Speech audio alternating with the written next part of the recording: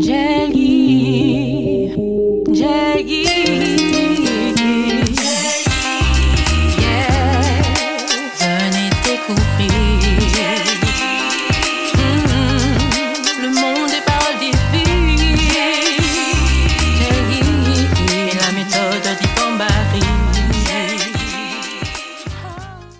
Je vais, dans un premier temps, citer Plutarque. C'est une ressource toujours importante puisque cette œuvre, dont je parle ici du traité d'Isis et Osiris, a l'avantage d'avoir été écrit autour du 1er siècle. C'est déjà une époque certes tardive, mais bon, qui connaissait encore quelques personnes, notamment Plutarque, qui était, comme je l'ai dit hier, un initié, puisqu'il a été prêtre pendant 22 ans à l'oracle de Delphes, qui était l'oracle le plus important de la Grèce. Donc Plutarque écrit donc un ouvrage qui est une lettre qu'il adresse à une dame qui s'appelle Cléa. C'est une lettre où il évoque certains aspects de la civilisation égyptienne. Une lettre reconnue aujourd'hui sous le nom de Traité d'Isis et Osiris.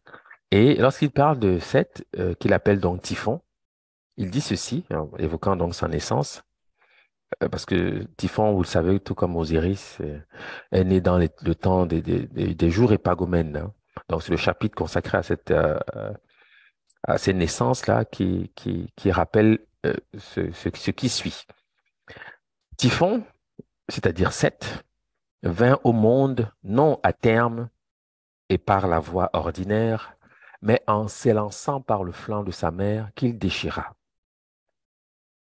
Typhon, c'est-à-dire Seth, vint au monde non à terme et par la voie naturelle ou ordinaire, mais en s'élançant par le flanc de sa mère qu'il déchira.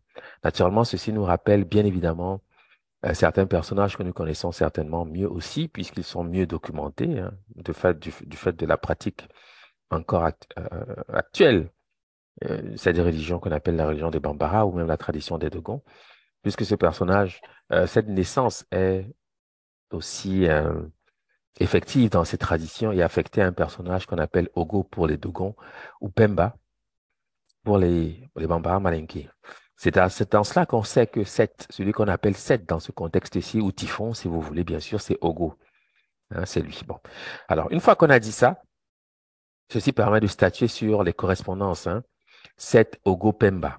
Parce qu'il faut savoir que c'est de lui que nous parlons. C'est de lui qu'il s'agit en réalité parce que c'est un thème récurrent, un thème cosmogonique et le personnage qui naît de cette façon a toujours quelques caractéristiques qui, nous le verrons en fait, lui donnent une proximité, si ce n'est une ressemblance évidente avec les personnages des traditions soudanaises que nous connaissons actuellement. Voilà. Dans le mythe d'Ogon, Dieu, c'est-à-dire Amma, dans son projet de création du monde, crée les 4 ancêtres divins androgynes, c'est-à-dire donc huit personnes entre guillemets, puisque c'est 4 couples. Donc, dans le mythe d'Ogon, Dieu, Amma, dans son projet de création du monde, crée les 4 ancêtres divins androgynes, tous logés par 2 dans un seul œuf qui devait se diviser plus tard en un double placenta. Les jumeaux de la partie supérieure du placenta sont nomodiés, c'est-à-dire le grand nomo, et nomotitienne, c'est-à-dire le messager, le nomo messager. Et ceux de la moitié inférieure sont nomosémi et ogo. Donc je reprends. Les jumeaux, parce que c'est un double placenta, d'accord? À l'origine, c'était un œuf, mais qui s'est scindé en 2. Donc on parle en ce contexte du double placenta. Et les jumeaux de la partie supérieure vont donc rester au ciel. On les appelle nomodiés et nomotitiennes. Et ceux de la moitié inférieure sont ceux qui vont descendre sur terre. Donc, Nomosémi, qui est anciennement le Nomo de la mare, c'est-à-dire Onomo, mais lorsqu'il va être sacrifié, il prend le nom de Nomosémi et bien sûr Ogo, qui lui n'est pas appelé Nomo, mais c'est un Nomo en fait. Sauf qu'il ne prend pas ce nom parce qu'il n'est pas associé à l'eau, à la différence de ses frères. D'accord? Ce dernier, parce que Nomo signifie donne à boire, je l'ai dit hier, hein. Ce dernier impatient, donc on parle ici d'Ogo, ce dernier impatient et présomptueux perturbe le plan de Dieu en déchirant prématurément le placenta, puis se précipite dans l'espace, emportant avec lui un morceau de tissu placentaire qui se transforme en terre. Cette sortie prématurée que les Soudanais comparent à un souffle ou à un tourbillon, est à l'origine de la spirale de la création.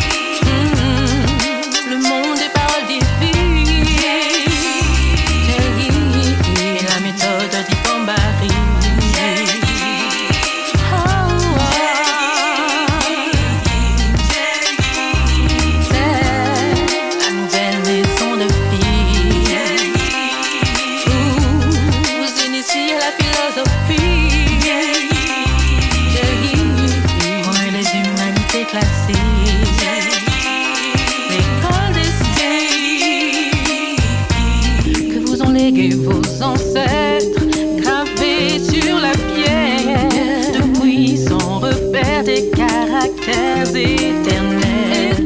Votre patrimoine culturel et scellé de mystères, un bien nécessaire pour protéger vos arrières. Venez découvrir le monde des paroles divines.